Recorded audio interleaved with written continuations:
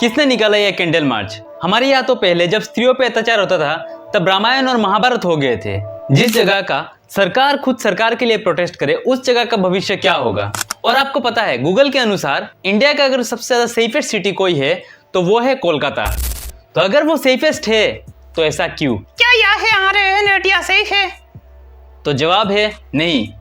और क्यों? बात है 9 अगस्त 2024 की, जब पूरा देश अपने काम में व्यस्त था। ठीक सुबह के 11:30 बजे वेस्ट बंगाल के नामचीन हॉस्पिटल आरजीकर मेडिकल कॉलेज के सेमिनार हॉल में हुआ एक खौफनाक घटना।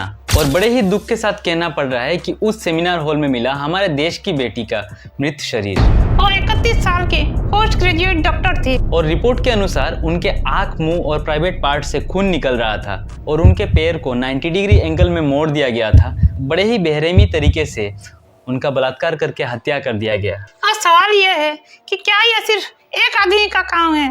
तो जवाब है नहीं। और अगर ये एक आदमी का काम नहीं है तो बाकी लोग अब तक पकड़े क्यों नहीं गए? इस घटना से हमारे पूरे देश में तेल का आंच किया है। और यहाँ की हमारे देश की कोई भी नारी जो है, जो हमारी बहन है, बेटी है, वो सेफ फील नहीं कर रही। और इवन तुझे पता है अब जब हम ये वीडियो बना रहे हैं तो आज सुबह का ये बात है कि थाने बोल के एक जगह है, वहाँ का बदलापुर नामक एक जगह पे एक छोटी बच्ची का सेक्सुअली हैरेसमेंट हुआ है, जो कि अब तक कॉन्फर्म नहीं हुआ है, लेकिन ये न्यूज़ में दिखा रहे हैं। हमारा देश सेफ कहाँ है? और देश में हमारे कोई भी बहन बेटियां सेफ फील नहीं कर रही। और ऐसा क्यों? और प्रशासन क्या कर रही है? वेस्ट बंगाल की चीफ मिनिस्टर, होम मिनिस्टर और हेल्थ मिनिस्टर खुद ममता बनर्जी है।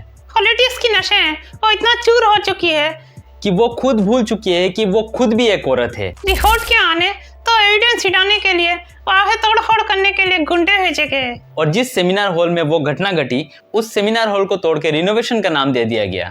आखिरकार वहाँ पे वो सरकार किसको बचाने की कोशिश कर रही है? क्या संजय रॉय अपराधी है?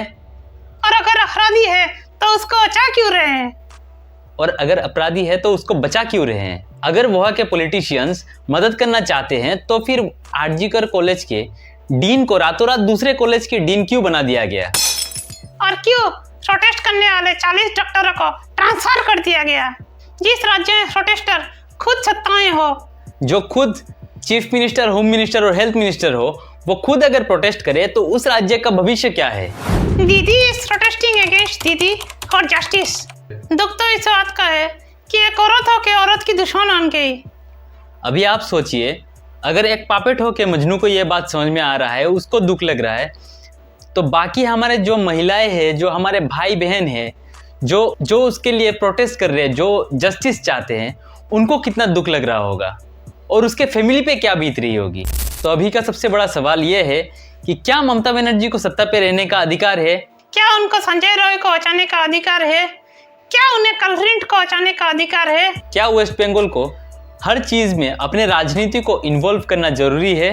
इसके खिलाफ हम क्या कर सकते हैं? जैसे बाहर के देशों में बड़े और मेजर इंसिडेंट के लिए इंस्टेंट एक्शन लिया जाता है, एक कड़ा व्यवस्था है। और हमारे भारत को भी लॉ को चेंज करना चाहिए। जब तक रेप और मर्डर जैसे केस के लिए इंस्टेंट कड़ी से कड़ी सजा का बंदोबस्त नहीं किया जाएगा, तब तक हमारे देश में बहन और बेटियां सेफ फील नहीं कर पाएंगे। और अगर ऐसे ही चलता रहा तो 25 साल में किए गए गुनाह का सजा उसको 70 साल में मिलेगा, जिससे हमारा देश कहीं भयमुक्त नहीं हो पाएगा। जैसे कि मजनू ने बताया, अगर ऐसे ही चलता रहा तो हमारा यह देश, जो हमारा भारत देश है, वो कभी भी भयमुक्त नहीं हो पाएगा। और अगर ऐसा ही चलता रहा तो ऐसे ही इंसिडेंट होंगे, प्रोटेस्ट होगा और रिपीटेडली यही चीज चलता रहेगा। आपको क्या लगता है, हमारे इस लॉ को बदलना चाहिए? ममता बनर्जी को कुछ स्ट्रिक्ट से स्ट्रिक्ट एक्शन लेना चाहिए। कमेंट करके आप अपना राय हमें बता सकते हैं और वीडियो को शेयर करके लोगों तक पहुंचाइए। इतना शेयर कीजिए कि अगर ममता बनर्जी भी देख रही होगी तो उनको भी पता चलना चाहिए कि आसाम से भी प्रोटेस्ट कर रहे हैं। और इस जैसे इंसिडेंट के लिए कैंडल मार्च की नहीं, कुछ सख्त प्रबंध करना पड़ेगा। आप बताइए कि इससे ज़्यादा हम क्या कर सकते हैं और कैसे हम अपने लोगों को बदल सकते हैं। और हम सभी यही चाहते हैं कि जो इस शर्मनाक और घिनौने काम पे इन्वॉल्व है और उनको जल्द से जल्द सज़ा मिले। And I am not talking about jail, सीधा फांसी होना चाहिए, ताकि अगली बार कोई ऐसा घिनौना काम करने से पहले 100 बार सोचे। और हमें लगता है जब तक ऐसे सज़ा नहीं होगा तब तक हमारी बहन की आत्मा को शांति नहीं मिलेगी। सुरक्षित रहिए, सेफ रहिए। जय हिंद, जय भारत।